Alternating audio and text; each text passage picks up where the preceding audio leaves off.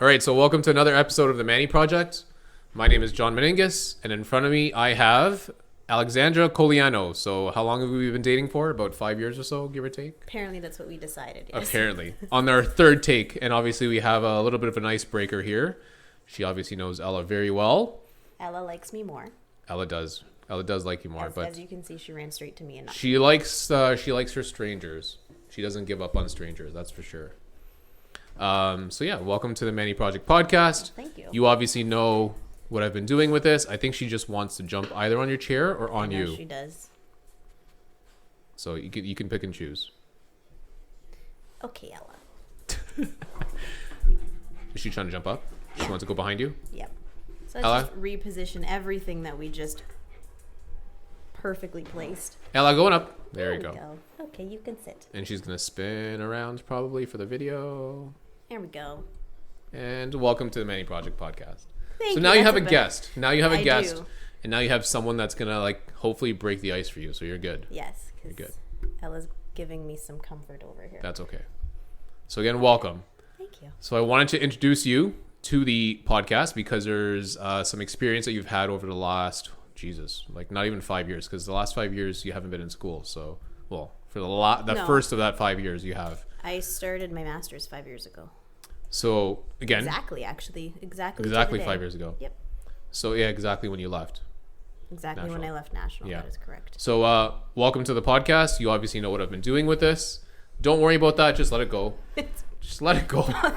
Just let it go. Don't worry about that. Anyways, so yeah, talk about some of the schooling that you did, some of your background in school, and the reason why you know about some health and fitness. Yeah. So I did my undergrad degree.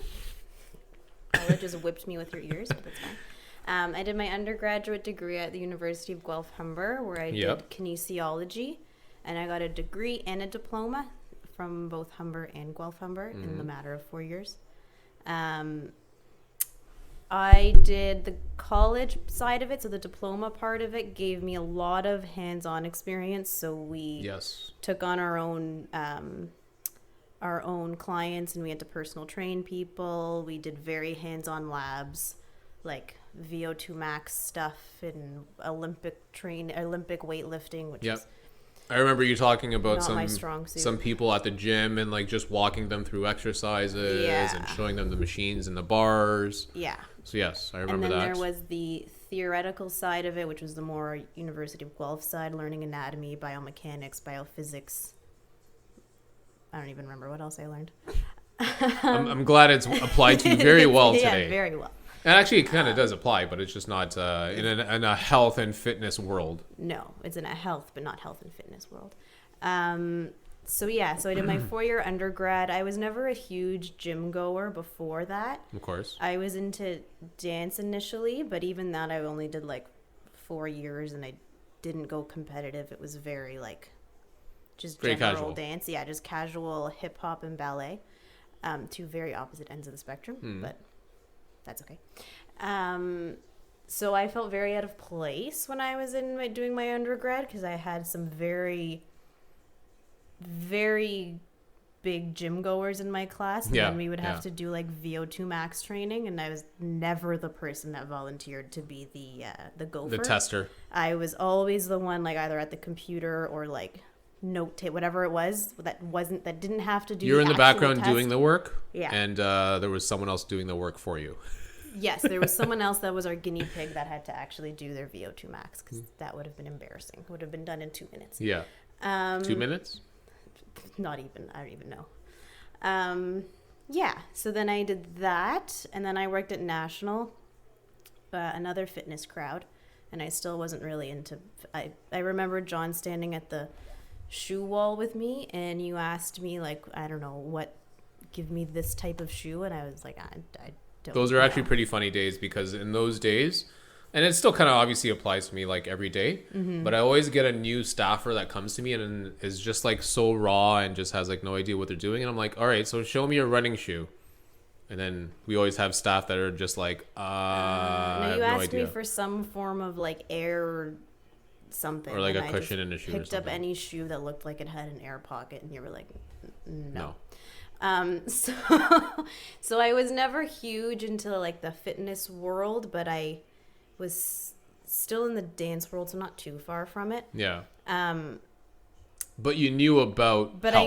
I knew about health. I was educated in it. I knew what to do if I decided to do it. Yeah.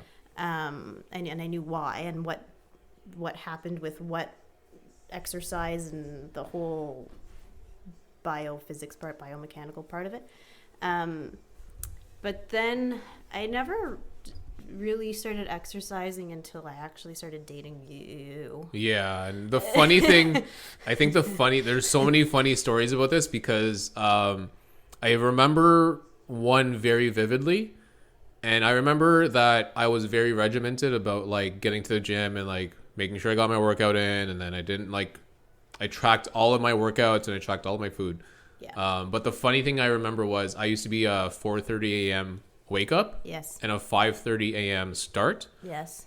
And I remember you trying to like start to do that. I remember trying to partly break your pattern because Partly break it or join the so- pattern because like a you bit had of no both. entry in. I think I tried to make you less rigid, and then I failed. So I said, if you can't beat them, join them. And I tried to do it at. I don't think I was quite 5 a.m. No, it was. Was I? Yeah, it was. Because I remember picking you up at like blue in the morning, and it was like maybe about 5 in the morning, and the gym would open at like 5:30. So you would join me at like 5:45, let's call it. And for anyone who might know me at all knows I'm not a morning person in any way, shape, or form. But somehow you toughed it out. Somehow. I don't know why you toughed it out, but you did. I don't know why I toughed it out either. So yeah. I guess I liked you or something. I don't know. But I did that. I don't know how long that lasted. Going to the I think it lasted for like 4 months. Maybe about 4 months or so. That's quite a long time. Yeah.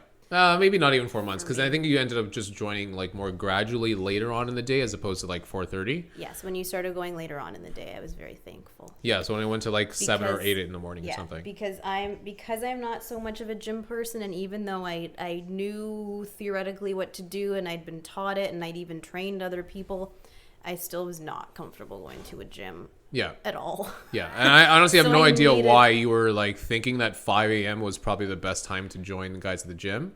Maybe because there was like a quieter crowd. Maybe because it wasn't as busy. Probably. And Less eyes. yeah, a lot less eyes. But at the same time, like it's still 5 a.m. in the morning. Like there's no tricks. There's nothing on TV to watch when you're on the bike at doing your cardio. No people watching while you're on the bike either. It's very blind. It was very Yeah. But I always felt that I needed someone to go with and someone who knew what they were doing. Yep. So that's why I would tend to prefer to, and even still now, prefer to go with you. And then I wouldn't like going and actually working out together, because I was like, ugh, I don't want to make it seem like I'm working out with my boyfriend. Like kind of couples thing. workouts? Like couples workouts. Yeah. And so we would quietly kind of be near each other, and then every once in a while I'd give you a look like, am I doing it right? And you'd either yay or nay me, and you would point with your fingers what I need to do. Or just give you like a thumbs up and just keep going with Exactly. it. Yeah. And then anything that needed like lifting plates to put on a barbell, that's when you would come in, because I would always be scared I'd drop it and make a fool of myself. I remember grabbing barbells, and I still did it up until a certain point, grabbing barbells for you at the back of the gym and having to bring it up all the way to the front of the gym because you didn't want to carry a barbell with you. So I remember. Too many, or too long of a walk for error in that. Yeah. Yeah. We can dig into the gym side of it a little bit more. We already talked about this like prior to, but we're not going to dig into each of the categories like as severely as we think we will, but we'll dig into like some of the ones that are important to like obviously what's the reason why you're here. Right. So again, when it comes to like fitness, I think it's important to know that you said in the car earlier. What was your advice if you're looking fitness wise? What would be your advice? Well, for me, I'm not looking to exercise or work out or train to be anything, or to do a marathon or to look a certain way. Like, I'm just doing just, it for the health. Just yeah, to for the health feel aspect. better, to be healthier, just to in general, just exercise. Yep. So for me, someone like me, I would say just do something during the day. Yeah. So I agree. For me, that's like, I don't look at, oh, I did legs yesterday, so I'm going to do arms today. Or I don't know, whatever it might be. I'm not as regimented in what I need to do that day. It's just whatever workout I've done in the past and I feel like doing today, or a new one that I happen to see and let's try that. I'll do that. As long as it's something. Yeah. Whether it's 10 minutes, and if it was an intense 10 minutes, great. If it was just a relaxed whatever. If it was, sometimes I'll go with a full hour. Sometimes I'll do like just as long as as long as you're doing something. Yeah, and I've noticed, I've done that. I've been on that train since, I've kind of always had that mindset, but in March, pretty much when the pandemic started, I started doing it a bit more, because we all went through that first month in the pandemic where we were kind of like track pants, junk food, and like, this is. I think everyone had that. Yeah. I think everyone realistically had that. Yeah, and then I guess when we all realized that it was gonna be more than that month or two, we're like, oh crap, we actually need to do something. Yeah. And then you had a bit more time, so then I kind of got on this train more consistently since then, and now I'm kind of in the routine where I need to actually do something to feel better. Yeah. Like now it's part of my routine, but I started with literally doing, if it was just 10 minutes, maybe a circuit of 2 exercises, just to get me doing something and to actually feel a bit of burn, and then to want a bit more each time I do it. Yeah. So that was and one of the tactics I did was to, sounds silly and it's so small, but if it was, obviously generally if it was a day off or a weekend, when I would get dressed in the morning, I would put my gym clothes on. Whether I felt like working out in that moment or not, I would put my gym clothes on, because if I took those gym clothes off later on and I didn't do a workout, I'd feel like poop. Yeah.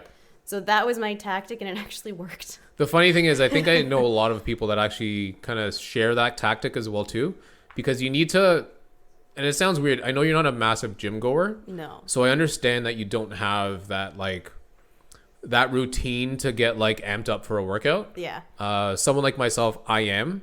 So I have to have like some sort of compression wear to like make sure my muscles are more or less in check. But at the same time, like I'm going to wear something. I'm going to wear it intentionally. Mm-hmm. I'm going to, wear my shorts. I'm going to have like a cutout tee because, I may be doing more cardio. So I need to like sweat it out and not like wear the clothes that are like sticking to me completely. Right. But getting into just your simple workout apparel can actually get you thinking, all right, let's get into the mood. Let's get going. Like, I need to actually do something with this today. Yeah. And then if you take it off without doing something, you feel like crap. Yeah. You're like, I was very lazy today. Why didn't I do anything? Yeah. So that was my tactic, and it worked quite well for me. But yeah, I just tried to find anything. I partly have my own knowledge of what I'm supposed to do from my undergrad, but I found that I was always kind of stuck doing the same things because I forgot about half of it. So, and to be fair, I mean, you were in school for it, but let's say even your current career right now, your current career doesn't necessarily deal with personal training. No, not in any or way. Necessarily, guys that are our age at the gym. That's not what your current career is about anyways. But my current career is in health fields, in healthcare. Yes. And it can be a very physical role because I'm lifting patients. And so that's also over the last couple of years since I've been working, that I need to exercise more to be able to hold some of these patients because they're quite heavy at times. And if they're going down, they're going down. Yeah. So that's also been a bit of a motivator to get me a bit stronger, like to get a stronger core, for example, because you need a core to move some of these patients. Yep. But that wasn't always the best motivator because I still didn't exercise that consistently. That's okay. And that's okay because honestly, part of the Manny project is obviously talking to people or having other people listen that don't necessarily put an emphasis on like making sure they go to the gym or having a purpose as to like their workout. Yeah. But this is also bringing some awareness to those people to say, hey, something as simple as putting on your workout clothes might get you to do a 30-minute walk outside. Yeah. Which is more than... Sometimes that's all it was. Like sometimes that was my exercise for the day, but at least I did some... And I also try to not... I'm very conscious of being sedentary for too long. Yeah. So I just try and just move, do stuff that involves moving, stand, even if it's cooking, you're walking around your kitchen constantly. Yeah. Or making a lot of sourdough. That'll keep you on your feet for sure. Then you eat it.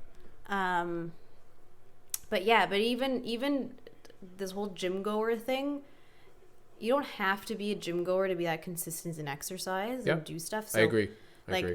I was going to the gym with you, but I found I was only sticking to that like one day a week when I would go with you on a Saturday morning, and I'd kind of be like, ugh, I have to go again. Now what am I going to do? I'm going to do this exercise and that, and then I'd forget by the time I got to the gym what I planned on doing, and then I'd be like, so it probably wasn't the most effective working out or efficient working out when I was going to the gym. So when the pandemic hit, my brother moved out and he took all of our dumbbells and our bench with him. So I didn't have any equipment. And I had heard that at your store, everything was leaving the shelves. So I asked you to please get me some bands or like resistance bands or something to work out with. And you got me 2 sets of them. Yep. One with the handles. The handles at least, but there's 2 different bands. Yeah. And those 3. Oh yeah, that's right. And then what was it? 2 sets then? The second set was the loop. Oh, that's right. Yeah. And so that it was also the novelty of having something new to play with. Yeah. That got me into the exercising, but just the simple things of having those bands, and I've come up with so many different exercises, and a lot of them have actually come from Instagram, which I know you've made fun of in the past episodes for many of this reasons. Manny project. But some of them are actually really good. Yep. And having the knowledge that I have from my undergrad, I can kind of see which ones are the more effective ones, more the effective and proper exercises versus some other ones. Yeah. And I've zeroed in on one person in particular who does like Pilates stuff, and she actually shows how to use, so she does an example of using the Pilates reformer machine, and then she'll show you how to use it with regular resistance bands, or how to do that same exercise with regular resistance bands. Let me tell you, that's been the last month, and that's been the best workout I've had since March are her exercises. Just these simple bands, and they're actually harder than they look. Yeah, listen, I'm not judgmental of Instagram workouts. Sure. I am judgmental of Instagram workouts, so I'm not going to deny it completely. But the reason why I'm against it is because a lot of it is, again, it's like a quick tile, it's a quick image, and it's a quick video. And I get it. That's what I'm doing right now. Like, I'm trying to like create some content. I get it. But you can't advertise that you're going to get 15-minute abs or abs in 2 weeks. No. Or a booty in 3 days. No. Like, none of those things are all attainable. And that I 100%. That comes with time. Yeah, that I 100% agree with. Yeah. So that's kind of my personal stigma with like social media and social media workouts. Because yes, you can see an image of somebody, but like that image took like 6 months, 8 months, 10 months worth of work. It's not about 15 minutes. So whatever you think is attainable in 15 minutes is not. No. So that's my only gripe about Instagram. I agree. There's just a lot of people doing that. I agree. So yes, there are some definitely effective accounts that are out there, but there are also just as many, if not 2 or 3 or 4 times more ineffective accounts. Oh, absolutely. So, and that's where I'm able to use my past education and be like, what the heck is this person doing, and what are they talking about that wouldn't work or that might injure you? Yeah. But that's why I've kind of zeroed in on a couple. I've kind of sifted through a lot. Yep. And so I found this one Pilates one. What's your name again? You can pull it up. That's fine. I have to pull that up. That's cool. But I know you've sent it to me. So it's definitely worth bringing her up because you don't look at it, but it's again, sometimes I'm busy. Okay. But I think it's important to share because again, not everybody listening to this is going to be someone that wants power lift or like throw a ball, 80 miles per hour. So people that are going to be listening to this are going to want like a wide variety of like health and fitness aspects. Yeah. So her name is Eugene Choi. Pilates on Instagram, and you guys will get to see this on the video or the post. I've really liked her. I haven't done all of her exercises, obviously, but she'll usually post like a string. You can swipe on Instagram in one post, and there's like 10 different tiles or so. Yeah, different tiles. So she'll usually do As you guys get to see my dog's Ella's butt. butt. I think she's eating my hair back there. No, she's not. Yeah, she'll post 10 exercises, and they'll usually be like a leg focus or a core focus or an arm focus or whatever. Sometimes it ends up incorporating a lot, like more than just the one. Yep. Ella. I think she's trying to turn around. Pushing me off the chair. She's trying to turn around. There you go. So there we go. That's better. So yes, her workouts. So she does 10, and so I have kind of worked in doing a circuit. So I'll do the first 5, and I'll do a circuit with no rest in between, and then I'll stop, and then I'll do that circuit again, and then I'll do the other half. And how long will that take you to get through the circuit? Give or take? I've never timed it, but probably like 15? 10 minutes? 15 to half an hour, depending on if I get distracted during my rest times or not. Yep. Or if I do more than I plan to. But just the last few days, now that I know her, I've done her workouts a couple times, or the same few. I've kind of saved a couple on Instagram. I've kind of gone back and forth between a couple videos, and I'll do like 3 from one, so that way I'm doing like a whole body. So I'm not just doing core one day, I'm doing core, and then I'll do a couple of little leg legs ones, and then I'll do an arm one. But I've really liked it actually a lot. I think I've only seen her posts in kind of like passing, so I've seen some of the things that she shares, and I think one of the things and the principles that I think I completely agree with that she focuses on is like core strength. Yes, absolutely. So core strength does not have to be Sit-ups. Abdominals, and it does not have to be sit-ups. In fact, it's actually the worst thing for you. It's pretty bad. So I think you remember Mike when he came on the podcast. Yes. He talked about mostly that crunches were just archaic. Yeah. So it's focusing, and yes, it's a good isolation exercise. I get it. And the aesthetic of wanting those things are good. But the function, which is the most important part to why we exercise, is the most important part. So if you're not functioning properly and you have, something that's not working in the chain, that thing needs to improve. Yeah. So the core is not just the front abdominal muscles. No, there's your obliques, there's some of your back muscles. Your core is literally your hamstrings, your glutes. Your glutes. And one of the best exercises for your core is not flexing your spine over and over again. It's actually stabilizing. Yes. So anything like if you're on all fours and you're doing leg lifts, you're actually also doing core, because your core should not be flip-flopping as you're lifting your leg. It should be strong and straight. Yeah. And so I was trying to make out with me. It's mine. She's staring into my soul. That's why I think her workouts are extremely effective, because I've seen some of the things that she does.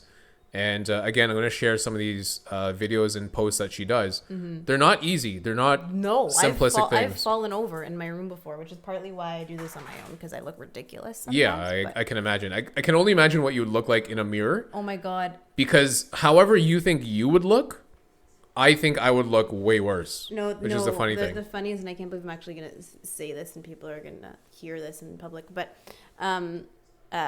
when I first started using the resistance bands with her specific exercises, I have like a pole in my basement, so I would attach it to my pole, and then you do like leg lifts from that. Oh yeah. But and you'd be on all fours a lot of the time and doing like specific things. And in the transition movements, when I would relax and try and reposition, I would forget that I'm still tethered to a resistance band to a pole, and I would get dragged across my basement floor with the resistance band still attached to my ankle. It's perfectly fine. Then I'd have to reset, and it would look quite ridiculous. So that's why I do this on my own without anyone else or in public. Yeah, and I guess so for the people that are listening to this that either follow me or follow you, they know that we're like obviously two very different people. Mm-hmm. So when it comes to working out, obviously I'm a little bit more traditionalist, let's call it. So like I'll show like some of the things I'm doing at the gym maybe or here or there. Yeah. But for someone like yourself, at a different stage of fitness, and you value fitness and health in a completely different way. It's more about, like you said, more function. Yeah. Doing it for work specifically and making sure that you're stronger for work. Yeah. Depending on the stage of like your workout life and your fitness life and your health life, you don't have to have a gym membership to be doing something effective. Absolutely not. So and you can use household items to honestly work out, or just have resistance bands, and you can do so many things. Like I didn't realize how until I started following some people on Instagram. I was like, I could do that with the resistance band. Yeah. Like, I didn't think of even some of the things that you could do, or some of the ways you could tether it to a pole and do, I don't know, deadlifts. Leg kick or even deadlifts. You fasten it to the bottom of the pole and then you do a deadlift. Yeah, or even something like something as simple as like your ab and adductors. Yes. There's definitely work that you can do with there's those bands that are simplistic, but they're actually still very effective. They're very effective.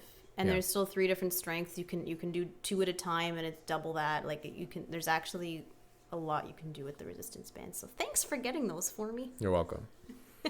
So yeah, again, you don't need to have a gym membership. You don't need to have, the access to like a Good Life Fitness or an LA Fitness, or even, dare I say, Athletic, or what is that other place?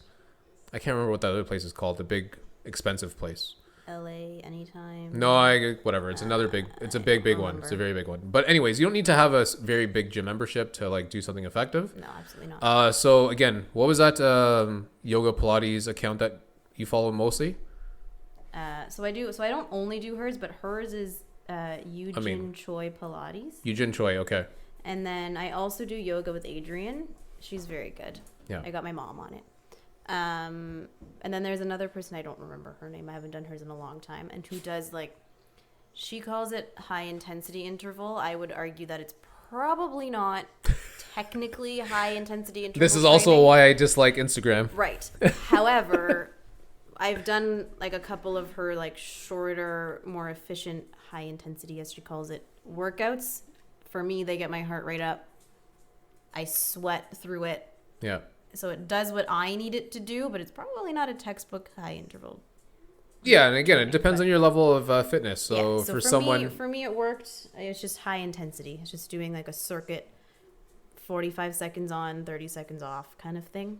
Yeah. But it's high. It's fast pace. Yeah. Exercises that you're doing. Again, I think it comes down to your perspective. So just be honest about who you are and where you're at in your fitness world, because you're gonna have someone like yourself that's a little bit more.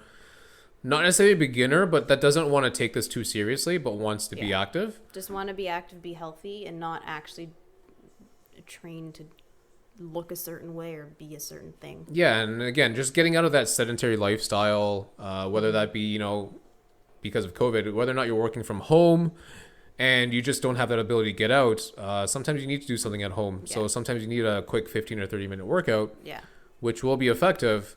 But again, I would strongly advise that it's not, crunch based or body part based, whether it's an ab or your booty or your glute workout. Or just even walking. Even my one of my jobs at the hospital is walking everywhere.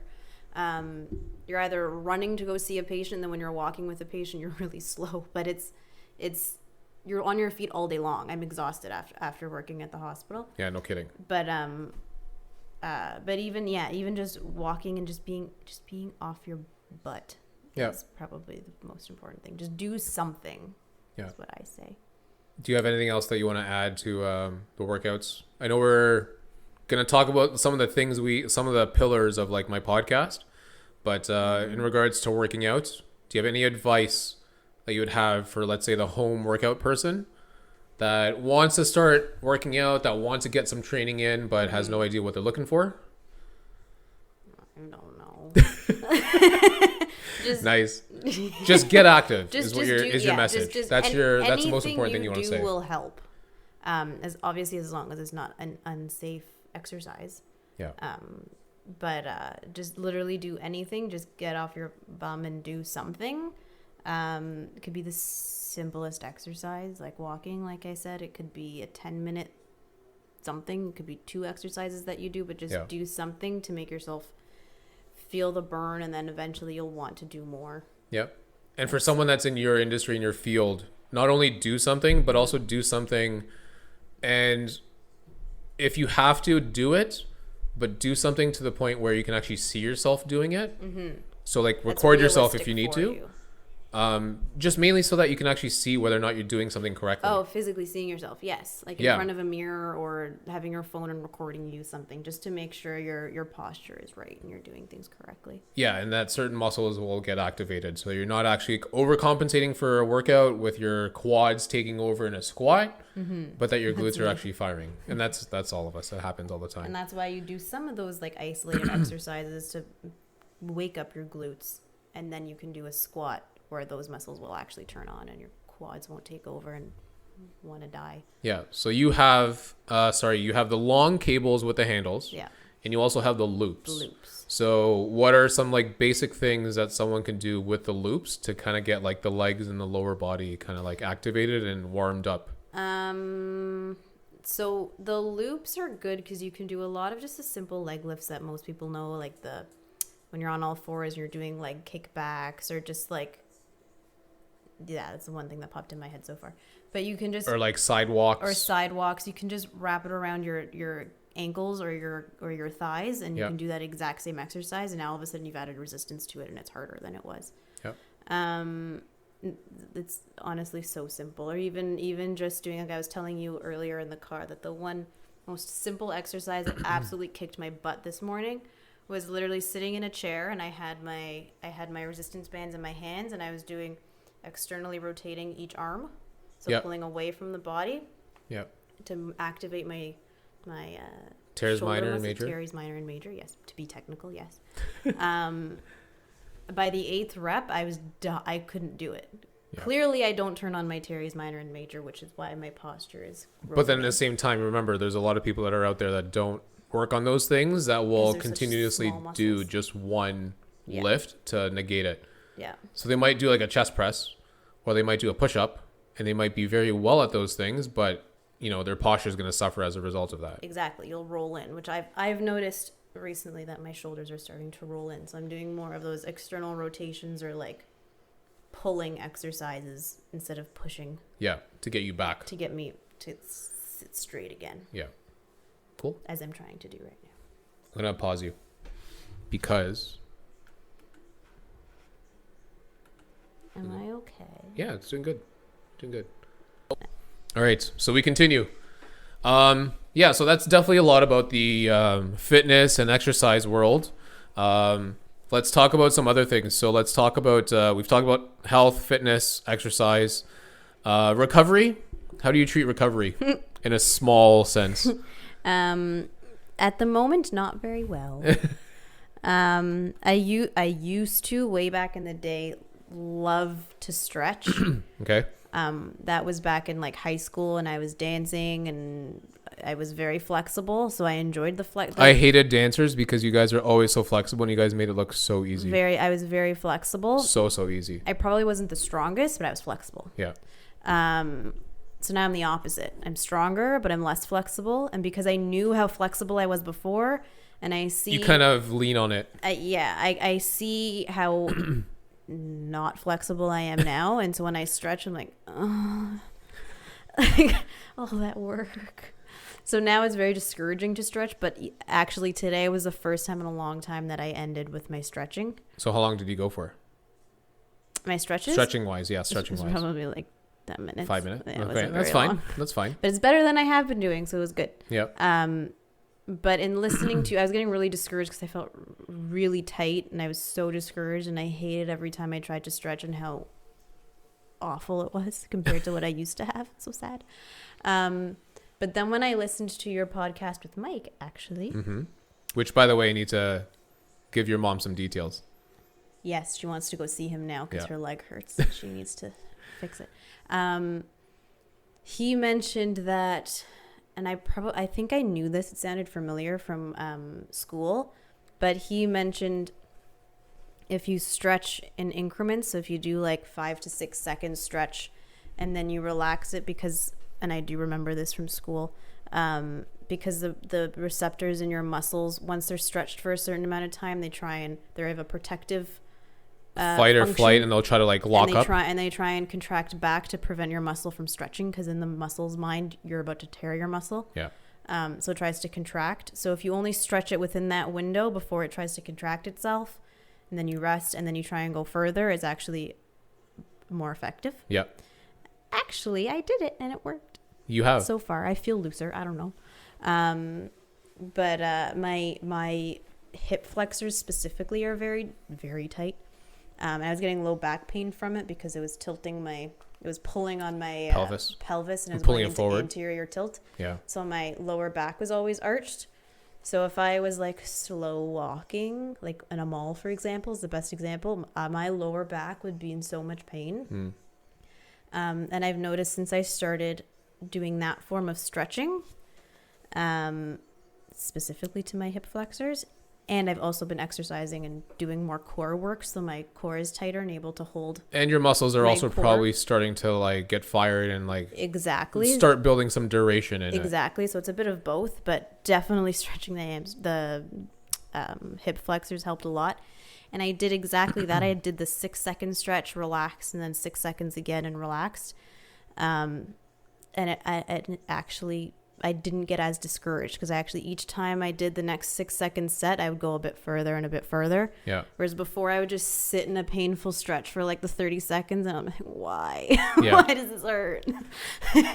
I think for someone that has your background, I think it's also important to probably tell some of the listeners and the viewers why it's important to stretch. So I offer you the floor. I can talk about it for sure. But come on, you don't even know why it's important to stretch? To stay loose. Come on. That out. Anyways, the importance of stretching is basically to allow the muscles or the joint or the area basically just to like alleviate. Typically when you obviously work out, you're tearing a whole bunch of muscles. You're micro tearing your muscles. You're doing very mini micro tears, but at the same time, your muscles need an opportunity to relax and get back to like its homeostasis, its natural form. Correct. So that is correct. Good job. So typically, when you're tearing your muscles, I see a lot of people go to the gym. They work out for like an hour nowadays because of Good Life hour appointments, but they'll work out for an hour and put absolutely zero value into like stretching and the cool down. The cool down is extremely important. There you go. It's very important, but specifically, I remember mostly from a heart perspective. Even if your heart rate goes super high during a workout, I mean, you still want to stay in your heart right rate, zone, your right zone, whatever the correct terminology is. It's slipping my head at the moment. But the more important was how fast it came back down. Oh, so we're talking about heart rate variability, eh? Sure. Something I talked about with Whoop. I do. Yes, your Whoop strap. I don't track my heart rate really. That's cool. That's cool. I know that's a little bit too much for a lot of people to do anyways. I also I don't have a means to do it, and I don't want to have to count each time. Like, I know how to do it manually. I've checked it randomly manually, but I'm like, Meh. But technically, the rate that it recovers is actually the most important piece. Yeah. So the faster it gets below 100 is better, essentially. So even if you're super high or whatever, as long as it gets back down and within like 5 minutes, I think it was. Or the faster you can get it back to your resting heart rate, then even better. Yeah. But really, you need to get it below 100 is so that your fight response is not still active. It's more the relaxed response. Yeah. Your parasympathetic nervous system is kicking in. That's the word. See? Yes, the Whoop has taught me a lot. Your parasympathetic and your sympathetic systems. So yes, it's very important to stretch. Very, very important to stretch. Yes, I need to I know we kind of digress from that. But to go back to like some of the people that, may have any specific injuries or specific ailments or like achiness or pains, how has stretching helped you? Obviously, you kind of talked about it with your back and your hips. Well, it's often a muscle imbalance. So typically, any musculoskeletal pain, not any, but a lot of musculoskeletal pains are because of a muscle imbalance. Yep. Aside from tears and that sort of thing, like just regular. It may be aside from tears, but tear is also add to it. A tear could happen because of a muscle imbalance. Yeah. But usually it's that something is overdeveloped and something else is weaker. Yeah. So the one thing is very tight and pulling something in a different direction, but the other muscle on the other side isn't strong enough to combat it, which is what the issue was with my back. Yeah. But yeah. Very important to stretch then. Yeah. So we talked about nice.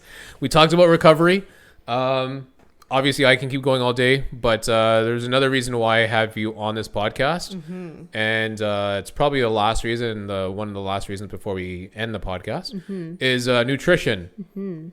So we obviously eat in different ways. Yes. We have different things that we follow. We both love food. We both love food. So let's talk about some of the ways that we eat. So we both have, again, remember, we both have very different purposes. So you're more into like the function and like making sure you're able to do it every day and enjoying my food. And enjoy your food. Hey, I still enjoy my food. But again, so talk about some like just the basic standard beliefs that you have on food, especially when it comes to like health. I don't think anything specific about food. Because you don't follow any diets. You're not following low carb, high carb, none of that BS. I don't. That's good. I don't believe in extreme dieting. And I don't think it's super healthy to cut out full food groups. Yeah. You don't believe in even fad diets, so. No, like you were doing keto and I was like, okay. I just went with it. Yeah. I partly because I don't know that they're always the healthiest, because you're cutting out big food groups that do give you certain things that other things won't give you. And then also, how sustainable are these diets? So great, you've lost all this weight or you feel better or whatever, and now what? Yeah. So what are you going to do with it now? Yeah. So that's the first thing, is maintaining such a diet, and you'll probably end up close to or back to where you started. Yeah. But then also, food is a very social thing. So I find that if you're on an extreme diet, it's very hard to socialize, which sounds silly, but food is what brings us together. And this is probably where everyone's realizing that I'm a huge foodie and I love food. But it really is what brings people together. And if you have someone who can't eat, it's different if you have an allergy or whatever. That's obviously very different. Yeah, or if you have celiacs. Like, yeah, but totally understand. But if you're choosing not to eat certain things, and then if you go to someone's house or you go to a restaurant, and it's hard for us to pick a restaurant because of these certain things, or you don't know a lot of people like that, or it's hard for someone to cook for you. Like if someone wants to have you over for dinner, it's hard for someone to try and figure out what to make for you, and it's stressful because when we get together, there's always food around. So if you can't have the food, you're probably less likely to try and get together, which I've found. Some people would disagree with me, but I find that food is often the link, and it's also a conversation starter. You can bond and talk over the food. Yeah, I think the social aspect of food definitely exists. And for someone to like adopt a very specific diet, whether it be keto or low carb, high carb, low fat, high fat, whatever the diet is, it's obviously hard to engage around that type of food. I could totally get it. So the social aspect of it is definitely important.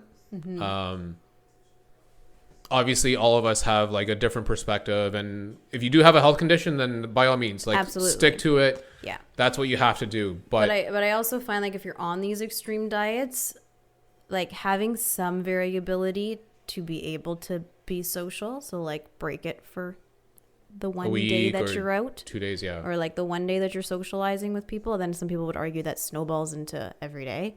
But then again, that goes back to my first point of how realistic is it to maintain that diet then? Yeah. Right. So my thing with eating and food, and I love food. I can eat a lot of food. No, you can't. Oh yes, I can. I just can't be hungry. If I'm starving, I eat less. It's weird. My thing is moderation. So like, and it sounds so simple, but it's true. Like everybody overconsumes everything. So instead of having like, don't have meat every night, have meat once or twice a week, and then have fish. And then, so there's that sort of moderation, but then even on your plate, just having like, maybe don't go for the second bowl of pasta. Like just, you can enjoy pasta more often if you're having it in smaller amounts. And if you also have protein in the same meal or in the same day or whatever it is. Yeah. So that's more how I think of food, like, so that way I enjoy all parts of food, but I limit it to whatever we're supposed to be eating, or I try to. Yep. That's more my thought of food. And then that way you don't feel bad because you ate 3 bowls of pasta. Yeah, because you haven't had it in however many months. Yeah. Yeah, that's how I think of food. But when I met you... This is where it gets funny, guys. You were very rigid. I was very rigid. And honestly, that's not just on food. That was also on like... Everything. Yeah. What time you went to bed, what time you went to the gym. I'm even rigid about what time you go to bed, but it was like you went to bed early because you were getting up at 5 a.m. to go to the gym. Yeah, it wasn't the fact that I was trying to get a lot of sleep. It was just that I needed to be up at a certain time in the morning. Yes. Which, by the way, I will say, when I did wake up at 4:30 or 5 in the morning, whether it be for the gym or not, which most of the time it was obviously for the gym, that was literally when I felt the most productive. So yes, because you're a morning person. You wake up and you're like, hi. Whereas I wake up and I'm like, oh. You need an hour, yeah. But yes, I will admit I was very rigid, which is the reason why I have you on the podcast, because I wanted to like introduce, honestly, I'm not perfect. I have faults. So to give you guys some history and some context, tell them just how rigid I was in some things. You're very rigid. Like you when we first started dating. Yes. I have obviously changed since. You meal prepped, which is not a bad thing. You meal prepped every Sunday for the week, but it was often the same meal. Yes. And you didn't waver from it. So now you can never eat meatloaf because you ate it to death. Yeah. So back in the day. Yeah. I used to make meatloaf to the death, and I could not eat meatloaf anymore. Ridiculous amounts. And sometimes it was kind of hard to go to a restaurant with you. It was, unless it was one of your cheat days. Yeah. So it had to be the right day. Still social on that day. Yes. But then when you did do the cheat day, it was like eat it all and everything. That was the good days. So you'd like binge eat on. Those were the good days. No. I remember. So our first date was going to Burger Priest. That was our first date. However, I had been doing that before we even dated, and this was actually before you even knew me at that point. I knew you for a year before that. But that was in that stage of like, remember how you started at National and you didn't see who I was before? Yes, I only knew you as who you are now. Yeah. Basically. So basically, I would go and always get a burger with 2 fries, not even 1 fry, with 2 fries, because it was my one day that week where I felt I could indulge. Yes. So that week I did indulge. Which you still kind of do. You just indulge a little more often now. But when you have, if you're kind of if you ate junk food that day, it's like, well, this day's done. I'm just going to continue having junk food. Before or now? You still kind of do. To some degree, I do. Like the other day, you had I remember that day. Am I allowed to say? Yeah, I don't care. You had like 2 pieces of pie, and then we went for DQ. Wait, like 2 pieces? Oh, that's right. The banana cream pie? Yeah, oh, that you cream had pie 2 was pieces, so good. and then we went for Dairy Queen. Now, However, I worked that off beforehand, so I can reason getting it fair, but sugar is not the best thing for us. Obviously. Whether it's worked off or not. It's the one thing. I mean, I don't have a sweet tooth, so I can easily stay away from sugar. I like salt. Yeah. But for me, I personally don't like banana cream pie, which I felt really bad about. But anyway, so I didn't have the pie, and therefore I could have the Dairy Queen. I had both. You had 2 pieces of pie and the Dairy Queen in the day. Listen, I had to eat up that other piece of pie that you didn't want to have. In my head, you can't just enjoy that one moment you had and then move on from it. You kind of keep going with it, whereas I enjoy those small junk food things, not even mine things, potato chips. I probably have potato chips more often, but I have less of it. Yeah. So that's more my thinking. Less of it? Maybe not chips. That's a bad example. That's the only thing that I indulge in. Sorry. Okay, so to give you guys perspective, I was extremely, extremely rigid. Yes, I would meal prep. Yes, to some degree that took me out of being social because Yes. again, that It Saturday also, or the Sunday. It also took up the one day you Yes. were off, and then I couldn't do anything with you because you were meal prepping, and I was like, well, Well, we still did things. I just had to do it after I meal prepped. Like, and the meal prep would take me hours though. correct. Yeah. So, So we still did things. It just wasn't on like the regular time. right. Yeah. So I was extremely rigid to that degree. Yes, I had to be factored or scheduled in. You weren't scheduled in. However, yeah, I was very rigid when we first started dating. Somehow you made it all the way through. I have no idea how. Somehow I did it. Somehow I broke you and made you less rigid. I think what I learned the most from you was that, yes, obviously balance is key, but it sounds so simple to say that balance is key, but balance, you can still work a harmonious balance into whatever you want to achieve, however you want to get there, whatever you want to do, and still do the everyday things.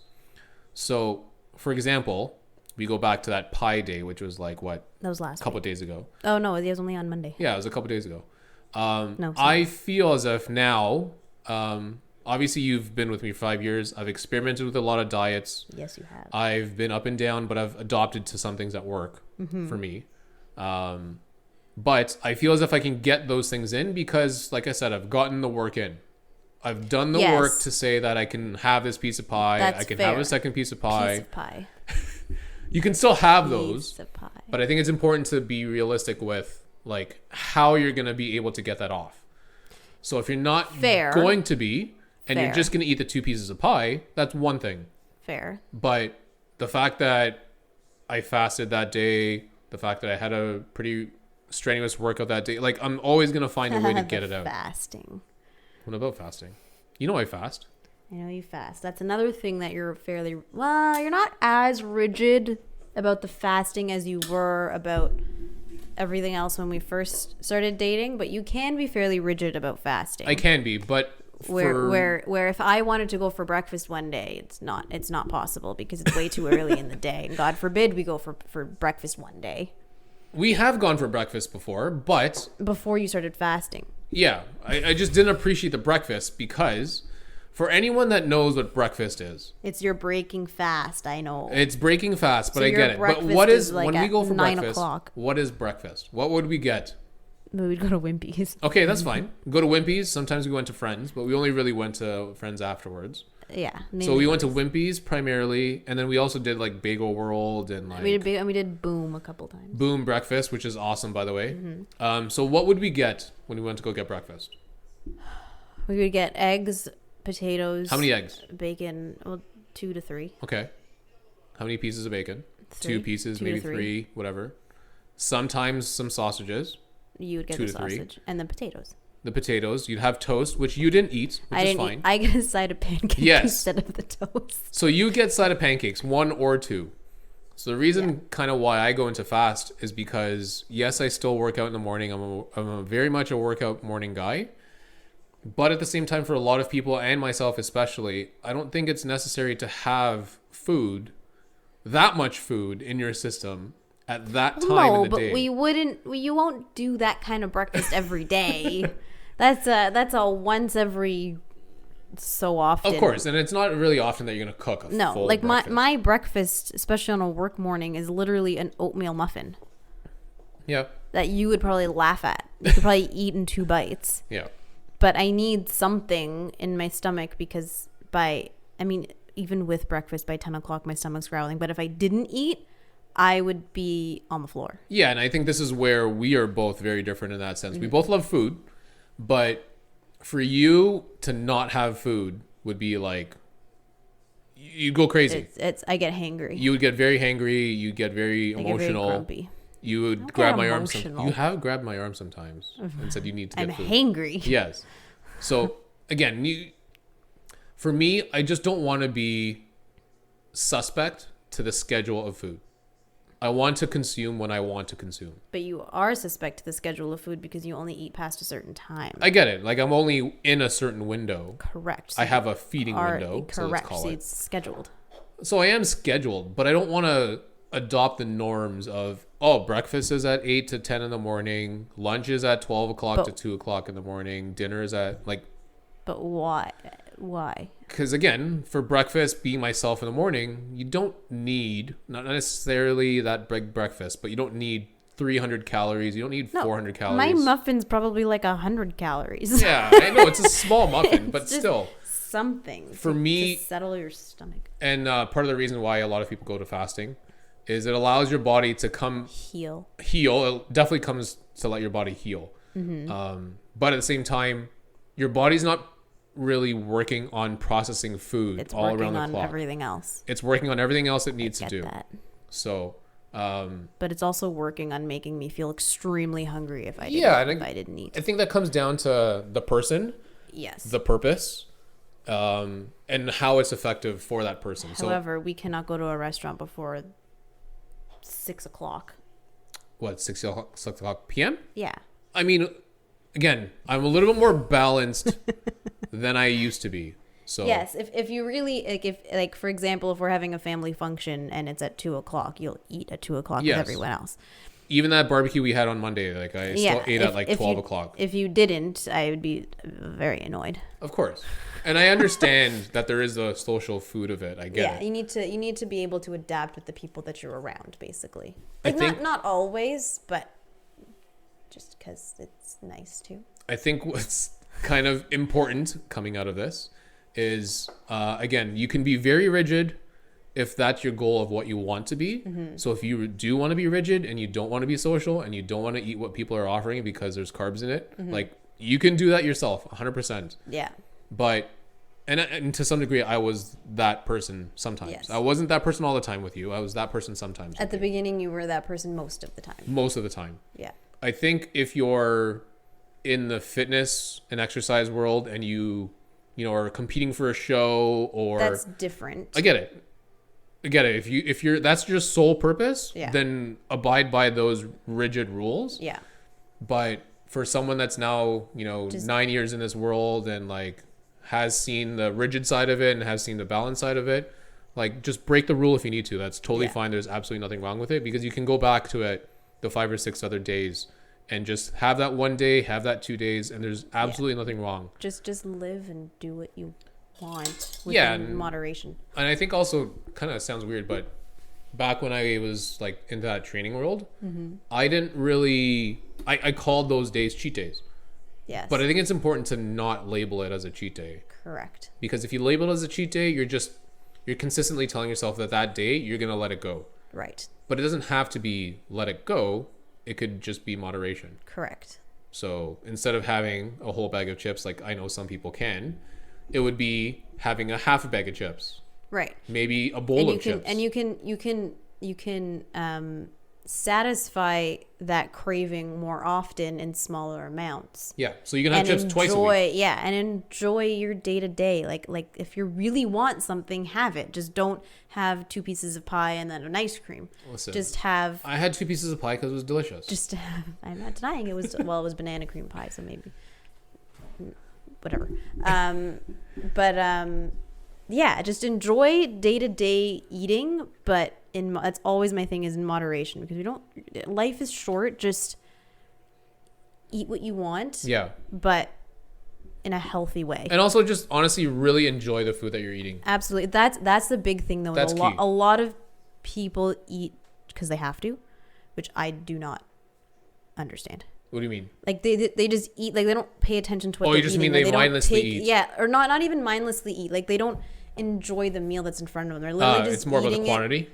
No, it's just eating it because they have to eat. Because you have to eat something. Okay. Which I personally don't understand. Like if I'm gonna eat something, I'm gonna eat it properly. I'm gonna eat it right. So I'll take the time to make it and I'll take the time to cook it properly with the right whatever. Yeah, and I mean we can go into big circles about like, are you talking more about the cost of food and like just People just don't necessarily think?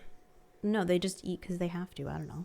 They don't necessarily pay attention to like flavors or how it's supposed to be done or Yeah, we can they go just down the kind road of of macronutrients if we really want to and how much eat. protein you're getting, but I think there's definitely a set of people out there that are just throwing food into their mouth. Yeah. But I think what you're trying to get at is, I hope this is what you're trying to get at, is thinking of like quality food. thinking quality of food, but just enjoying food, like paying attention to what you're eating and actually genuinely enjoying it, because you're more likely to pay attention to what you're eating if you're enjoying your food. Yeah, I think. Yeah, and I think as a foodie, that's kind of just your background into food. Yeah, and you can definitely be indulgent. Yeah, you definitely can be. Yeah. Do you have anything you want to add on to in regards to food? No, just enjoy it and cook it. What do you mean? Obviously, you're gonna cook it. I know, but I mean, like, take the time to cook it. Obviously, we have some sort of enjoyment in cooking some food, and Yes. there's obviously a social aspect to that as well too. Yes, a lot of our time together is spent cooking. So cook. It's always good to cook your own food. Yeah, learn the food and cook it well. Yeah. And Cool. enjoy it. Are And you happy exercise a little bit. And exercise, obviously, a little bit. So, to end the podcast, I know it's getting close. For you guys that don't know, it is the Raptors game 6 tonight. After on a the terrible on the brink of elimination. Al's not supporting the Raptors by not wearing her Raptors tee. So it's in my purse. I might throw it on. And here I am in my Raptors gear, ready to go. It didn't work well for me last game, that t-shirt. It didn't work well, but we're going to try. We're going to see what happens tonight. Yeah. Thoughts on the game tonight? I know this is going to be already out by then, so what do you think? Do the Raptors pull it off and win the series, or are they doomed? Well, I'm a little nervous, but based on last game, I'm a little nervous. But I think they'll come out flying. Yeah, I think so because they're under pressure. I think so too. I think they win tonight. So obviously this episode's going to be out already, but I think they win tonight, or the game's going to be over by now. Yeah. I think Lowry's going to come out seeing red, and he's just going to go off. I think they win tonight, but I also think they lose a series. Probably. Boston is a pretty formidable team. And unfortunately, there's not a lot of guys on that team that are like really, really, really stepping up. So, on the Raptors. On the Raptors, at least. I would. Whereas every night it's a different Boston player. Yeah, I don't see there's times where I see the spark of last year's Raptors, but I don't see it going. They're missing the fun guy. Yeah, but the thing is, they could do it without the fun guy. They're just less consistent. If they all played their top game, they could do it. But they're just so not consistent, and for a team to be able to score a record-breaking 100 bench points a month ago, against the Brooklyn Nets, and then to now only score 9 points in the first quarter of a playoff game, like. So I can talk about that, because now you need to think of it as the Raptors are facing obviously a much better team. Correct. But also a much better prepared team. Correct. And yes, they're better, but a much better and more flexible defensive team. Right. So think of like the average age of the Raptors. Think of the average age of like the Celtics. We even joked about Gasol earlier. Mm-hmm. Like he looks slow. He looks super slow and clumsy. He looks just out of place in this series because he's just that slow. I feel like the Raptors had these ups and downs last year, but Kawhi filled it in. Yeah, of course. Kawhi kind of hit it. He all of a sudden like did some crazy stuff, and then all of a sudden we're back in it. Well, whereas this year we just stay in those funks. Well, remember, this is the NBA. There are if you watch hockey, how many stars are there in hockey?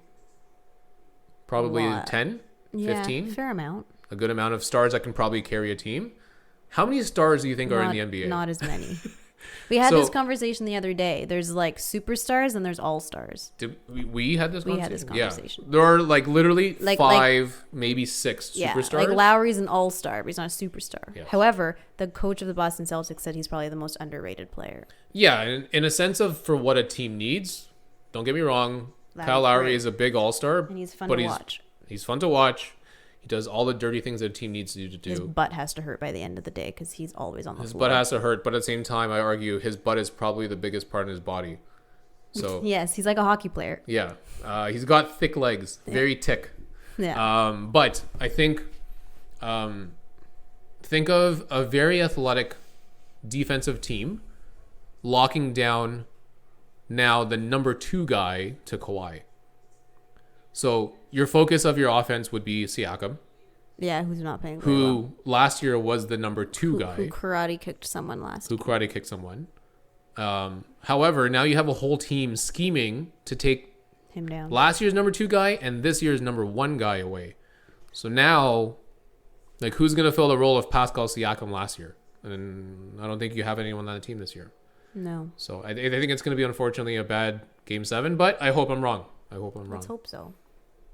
So as we kind of get ready into the game, I'm going to turn on the camera one more time. Mm-hmm. It's been off. Wait, Ella here. So obviously to end this podcast, as you've seen before, I've got something in my little bag of goodies here. And I did promise, because I know how you feel with fruity flavors. And you're not a fruity person. I'm not a fruity person. I'm not That's a okay. sweet or fruity person. That's perfectly fine. I'm a sour and salt person. Salt and tart. Salt, tart, bitter. I remember the funny thing about food. We talk about food. You made a pie. Yeah, I made sour cherry pie. Oh, sorry, I wasn't supposed to give that away. That's fine. You're going to give it away anyways. The funny thing is, that's your taste. Love it. My favorite kind of pie, sour cherry. You hated it. I didn't hate it. It just wasn't my taste. You didn't go for the second piece. Yeah, to talk about food. Yeah, I didn't go for the second piece that time. Go for the second piece. But again, to talk about food, like, that's the difference between you and I. You have that preference of, like, more of a salty, more savory taste. Yeah. And for me, I have a little more of a sweet Super tooth. sweet. So when you indulge, you're going to indulge in salty, savory, potatoes. Whereas when I indulge, pasta. Pasta. I can have a big bowl of pasta. I just don't. You definitely could. But I think when I want to indulge, it's going to be a little more sweet. It's going to be like a doughy cookie, or like those soft cookies, or like a cake. Well, you're lucky I'm a baker.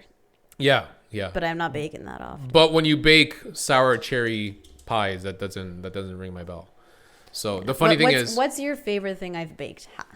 Favorite thing you've baked? Ooh.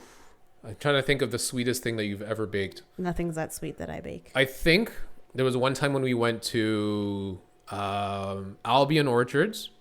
Yeah. We came back the same day, and I think that day we actually had some Pizza Nova pizza. And it was one of the first times you introduced me to, like, the saltiest pizza I've ever had in my life. Although it's extremely good. It is. So for you people that don't know what that pizza was, it was a white pizza with green olives, hot sopressata, and Asiago cheese. Did I say green olives? Yeah. Green olives, hot sopressata, Asiago cheese, and a white pizza. Yeah. Excellent. Did we brush it with olive oil or something like that? No. Or? No? No. Thin crust and not well done, because then it gets like a cracker. No, if you do, if you're ordering from Pizza Nova, if you do thin crust, do not ask for well done, because it turns into a cracker. Yeah. And it's not as good. So Just it was warning you. It was that day you introduced me to, I think, the saltiest pizza I've ever had. However, it was very good. Mm-hmm. And we had some apples from Albion Orchards that day. I think I could have sworn we went back to my place, but I think we went back to your place. Yeah, if I baked something, it would have been my house. Yeah, so we went back to your place, and you ended up making, with those fresh apples, a fresh apple pie. That's the best thing I made? Yeah, because the apples were, like, freshly picked that day. They were, like, as fresh as an apple can get for a pie. It's the most basic thing. I know, but it was, like, the sweetest thing that you'd ever bake. Or, now you're making me think about it. There was a cake. I can't remember where it was. It down. That's true. I can't remember where the cake was or where it was from, or was it what event it was. Chocolate or vanilla? It was. I've only made those two. You know what? So, as much of a chocolate person as I am, I'm not a massive chocolate person. So I appreciate the fact that you baked. I think it was like a triple chocolate. It was buttercream cake for my birthday. It was a chocolate. It was a chocolate cake with chocolate fudge frosting. Yeah. It was a very big crowd pleaser. It was very, very indulging. It was very good. It was very good. Because I like that actual cake better because it's more moist than the vanilla cake. But anyways, now we're getting too technical into baking. I think that cake, there was another cake that you made. It was vanilla buttercream with like lemon curds. Oh, that was really good. That is generally the best crowd. So that's what I made for a bridal shower. Yeah, that was very good. Which was very scary, but that's fine. So yeah, we'll talk about food. I introduced obviously something that I think is important to me. And you obviously had some of this before. We're going to test out some kombucha. This is a different brand. And because of you and your lack of fruitiness and sweetness, I had to pick one of the most boring kombuchas out there. Probably the best. We'll see. So it's the Brew Doctor Ginger Lemon. Ooh. It's a brand new one. I gave this one to Colleen, a different brand, or this brand, but different flavor, yeah. So I'm gonna see if you can actually twist this off, and I probably can. It's a little wet. Oh, there you go. But if you can't open it, yeah, I guess so. So obviously, you've been drinking some of this with me. What are your thoughts on kombucha? What do you think about it? Is it weird? I like it. I actually do enjoy it. I've only ever had ginger. That's fine. Because I will only ever try ginger because everything else is fruity, and I forgot to shake it. Oh. Anyways. But I can even just smell the other ones that you've had, and I'm like, nah. So what about the smell of the other ones? It's just anything fruity. I just can't do it. Oh, okay. Oh, like what was the worst one? The peach? Probably. That's probably one of the worst flavors. That and banana are the two worst flavors for me. Take a sniff of that one. Tell me what you think. This one smells interesting. Lemony. It smells very lemony. So I offer you a glass. Right up my alley. I offer you a glass. Cheers. Thank you for coming on my podcast. Cheers. I know we talked a lot about food, and that's kind of what we enjoy doing. It's a little scary doing this, but I hope people didn't find me too boring. But you did it. You did it. I hope you enjoy the kombucha. It is the Brew Doctor Ginger Lemon. Let me know what you think about it. It smells very citrusy, but I have a feeling it's just going to be like a good ginger. Very carbonated. It is very carbonated. Bit of a kick. Downed it. What's that? You just downed it. No, I still got a lot left. I sip, you gulp. As is the way we eat. You go little, I go big. Yep. You don't want pie, I go 2 slices. Yep. So it's very good. It's very good. It's honestly really, really good. I don't mind this one. You've definitely had some other kombuchas from mine that I've tried before. Have you tried ever the curcumin one or the turmeric? No, but that I would probably try because it's more of a spice than a. Yeah, it's spicy. It's very bitey. I like spicy. Very bitey. So yeah, thank you for coming to the podcast. Thanks for having me. For you guys that don't know, this was a lot of work to get Alexandra to talk about it. In a good way and in a bad way. I didn't really think I had much to talk about, but you told me that I did, so I hope I fulfilled your. You did, and I think podcasting expectations. You did, and I think you bring a different perspective to the podcast. That obviously this is what this is all about. This is about different perspectives, learning from different people that have a different experience. Yeah. Because again, not everyone's gonna want to be at the gym like myself 5 or 6 days a week. No. Not everyone's gonna want to try, an Olympic lifting session. Like everyone's gonna have a different level of where they're at. Correct. And to have someone speak about it. Not necessarily in a 15-minute or 15-second Instagram clip or in a really quick picture, but like for someone to actually talk about some of those things that you have done, it's extremely important to learn from someone that's actually done that before. So in regards to the Instagram accounts that you've shared, I'm going to post those, share them with the people. But again, which one would you say is your favorite one? I go through phases. Yep. So if you I think that's important too. Yeah. Because you can't do something forever and think you're getting any better at it. If you asked me 2 months ago, I would have said yoga with Adrian. And right now I've been doing the one Instagram Pilates one. What was your name again? You keep asking this. I feel bad. Hold on. I always keep forgetting. I'm terrible. I'm a horrible name. I do not remember names.